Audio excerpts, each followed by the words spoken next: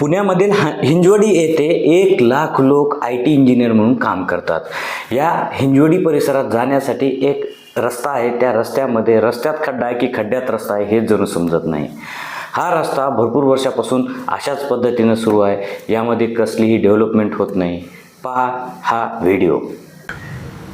IT इंजिनियर्सना रोजचा येण्या जाण्याचा हा रस्ता, मुख्य मुंबई पुणे नॅशनल हायवेला कनेक्टिंग हा रोड,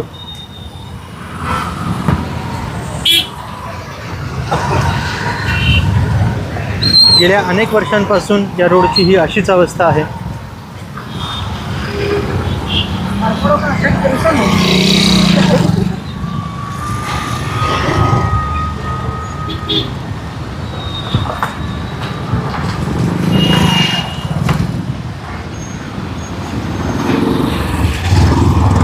लाडका भाऊ, लाडकी बहीण आणि आता लाडका इन्फ्लुएन्सर अशा अनेक योजना येत आहेत. पण करोडोंचं वार्षिक उत्पन्न, लाखो लोकांना रोजगार